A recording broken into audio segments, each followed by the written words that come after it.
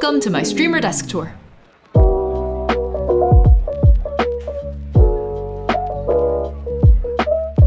I've brewed some of my favorite tea. It is nice and cozy, and we are going to jump right in, okay? I am here at the desk that I stream from, and in this video we will be going over my entire hardware setup from my webcam to my microphone to my monitor mounts. All timestamps will be in the description, so feel free to skip around to whatever you're most curious for, and we are going to start with the microphone.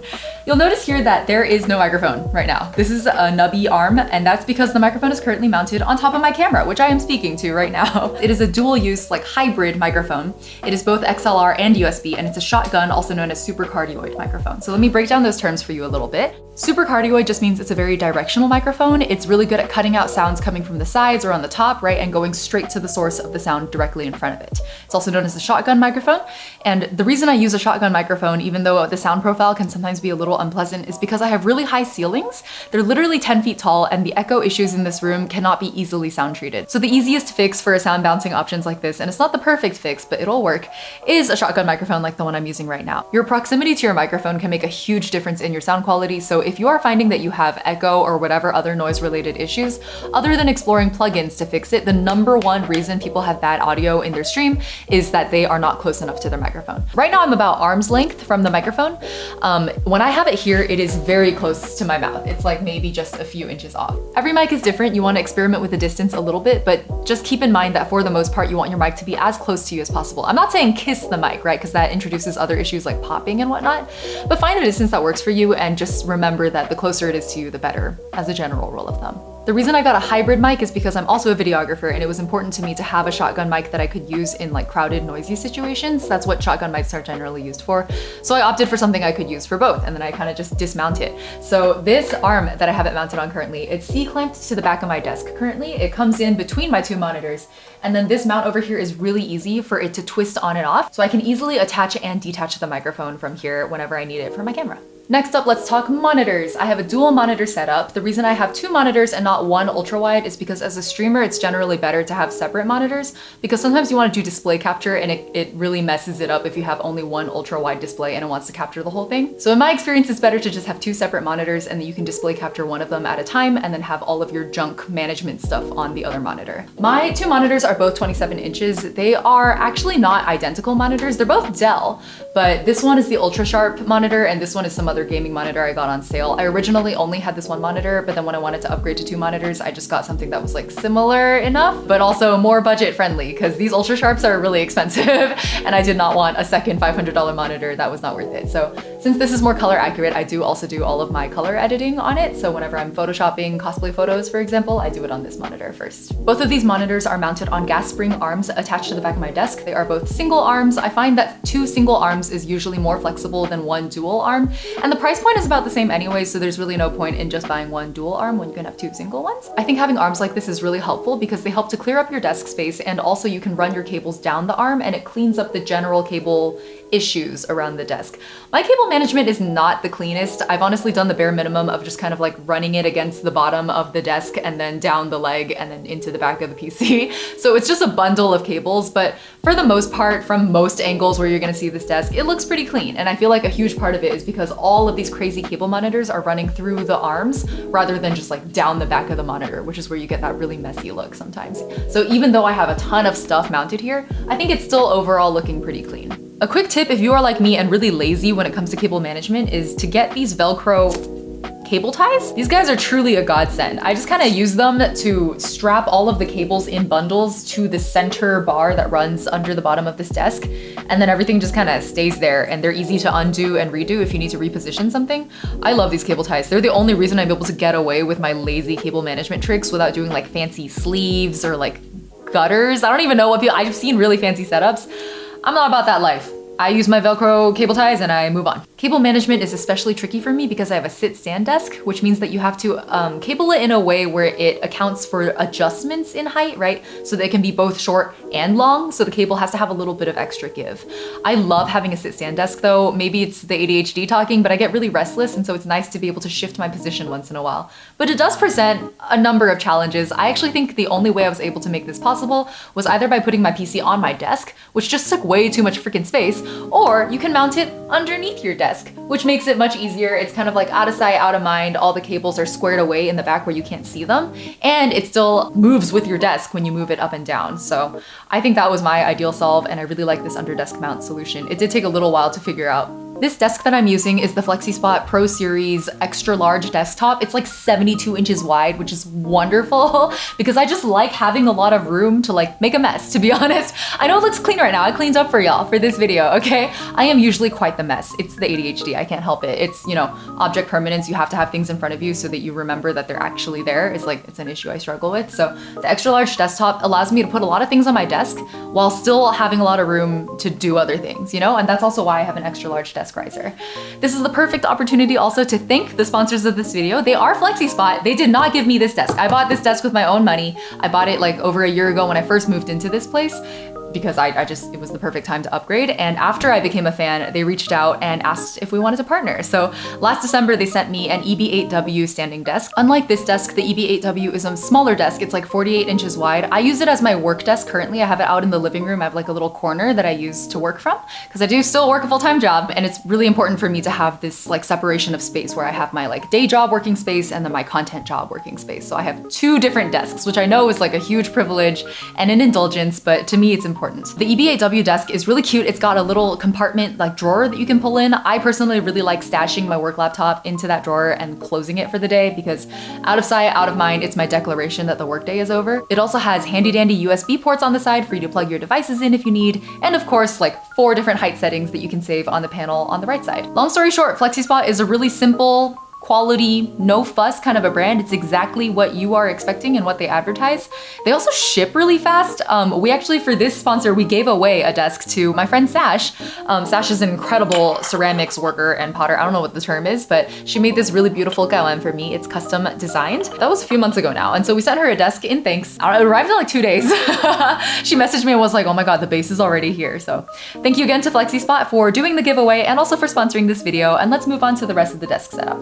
All the windows in my place actually face northeast, which is just horrible for lighting. For the vast majority of the day, I get virtually no sunlight. So I know it looks kind of blown out, almost overexposed right now and probably pretty well lit, but that's because I had to overexpose the heck out of this window just so that I could get this desk decently exposed. I even plopped like a massive ring light over there. So if you ever see a ring getting caught in my glasses, it's because there's a big ring light over there. Lighting is a big challenge in this place. So that actually brings me to the next one, which is my lighting. So I have a desk light, this is my desk lamp, and then I have a key light over here, the Elgato key light for my streaming. Lighting is really important to me. I think it can really make or break kind of the quality of a stream.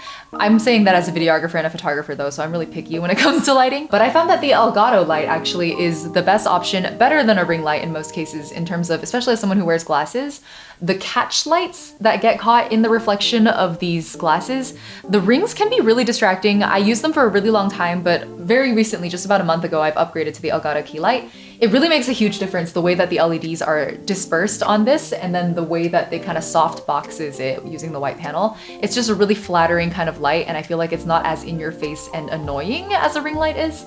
So I'm really deeply enjoying this. I also have added in, to be honest, this gooseneck is really nice because I can just like flip it up towards the wall behind me and then everything just kind of reflects in a nice way. I'm overexposed now because this camera is not adjusted for this kind of exposure. But let me just turn everything on so you can see how bright they are. So I know I'm like really exposed now, but I just turned all of the lights on to give you a sense of what it looks like when I'm streaming. I just kind of flip the gooseneck of my desk lamp up towards the wall so everything kind of reflects and bounces around my white walls in the room a little bit. And then my key light is like right in my face. A lot of people have 2 key lights, so you can do what's kind of like almost like clamshell lighting, so you get both sides. The key to good flattering lighting is really just lots and lots of soft diffused lighting. So I'm not saying like direct lamp in your face kind of like direct lighting, right? You want it to be diffused. So when you hear about soft boxes, for example, it's all about diffusing light. It's just better in terms of like if you want your skin to look nicer, but I know a lot of people don't really care about lighting. That's just the tip if you do care.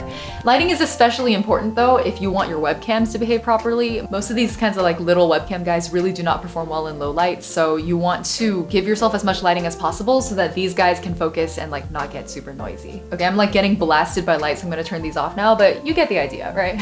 Speaking of which, the webcam I currently use is the Logitech C920. It has a really weird tendency to like always overexpose expose me. So the way I correct this is I hold up a white index card against my face like this. You can see it's currently on auto exposure, so it's adjusting to match the white index card. Amusingly, if I wear a white shirt, it also resolves this issue. It just, auto corrects to the brightest thing it can see on screen. So then I disable the auto, now it's a manual exposure setting, and it continues to hold this level of exposure. This looks fine. This is very high quality. The webcam is great. It's just that it automatically overexposes way too freaking much. Trust me, I've tried a bunch of things. I've tried this low light compensation thing. Nothing matters. There's nothing I can do about it. I just have to fix the exposure every single freaking time. Overall, the Logitech C920 isn't too bad. I'm okay with it, but it does feel like a webcam from a bygone era.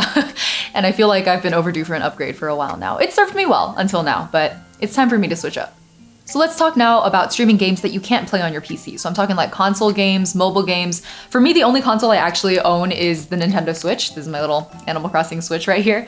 And for mobile games, I'll usually stream them from my iPad. I capture both of these devices using a capture card, and I use the AVerMedia Live Gamer Portable 2 Plus, which is this cute little guy over here. Again, I am partnered with AVerMedia, so take what I say with a grain of salt, but I promise you, I tried multiple capture cards, okay? Even the really popular Elgato one, I tried it. None of them are as intuitive or dependable or easy to use as this guy is. And again, this is one of those things, I bought this before they partnered with me or anything, right? I became an AVerMedia fan before applying for partner with them. So this little guy, I swear by it. It is so easy to use. And it's so cute, look at it. Small and portable. It's so easy to set up that I dismantle it after every stream when I'm done with it, and it takes like 2 minutes to set up when I need to use it again. So I don't like leave it on my desk plugged in and everything because there's just so many extra cables. I don't want to deal with that. So instead, I just set it up in 2 minutes before stream when I need it. It's really simple. You connect it to your PC using a micro USB to standard USB cable, and then there's HDMI out and in. So the in feed is coming in from whatever device you want to connect to it, right? And then the out goes into the monitor if you want to have a second monitor, just kind of like real-time displaying the media. In my case, I often just disregard the out, and then I'll use monitoring through OBS to kind of watch the game. There is a little bit of a delay if you do that, very small delay. Any capture card is going to give you a delay. There's always going to be a little bit. It's never really going to be real time unless you get really fancy with your setup. So this is my easiest, most balanced solution in terms of capturing devices that are streaming media that are not on my PC. The last item I wanted to touch on is ye olde Stream Deck. Every streamer has heard of the Stream Deck. I use the Stream Deck Mini. Honestly, for me, this is just a glorified marker smasher button. There are like 6 different buttons on the Stream Deck Mini. You can get a larger Stream Deck also with a lot more buttons on it. Really popular with VTubers because it can be a fast trigger for expressions and stickers and toggles and things like that.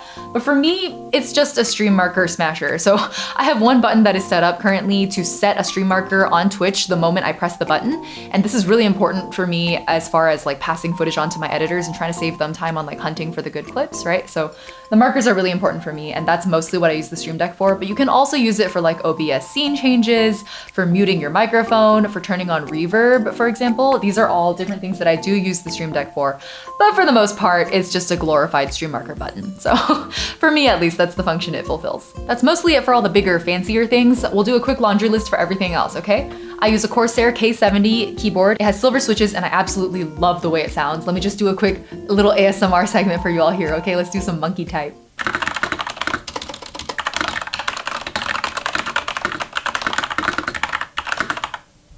136, 97% accuracy. Not the best, not the worst either. For audio, I use these Bose speakers. They're nothing that special. When I really need high audio quality, I use my Audio-Technica R70X reference headphones. They're open back. These are really, really fancy, but it's only because I do audio mixing also as a hobby, and so I need to have like a decent set of reference headphones for when I'm checking my mix. These are good because you don't need an amplifier, which is helpful because I just don't like having too many things on my desk, and for some reason, these don't need an amplifier, so life is nice and simple this way. When I'm streaming, I do like to use my Apple AirPods Pro.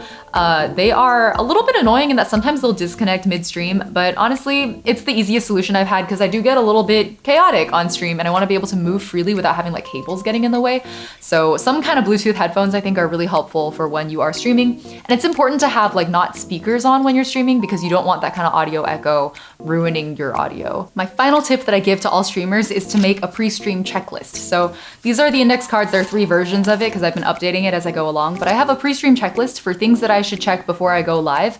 It really helps to reduce scuff, and this is the white card that I use to adjust my webcam exposure before stream too. So it's handy to have it right next to my desk basically at all times. So for example, right, check that your BGM is playing, check that your mic is muted and that it's working and that the audio levels look okay, do a sound check, right?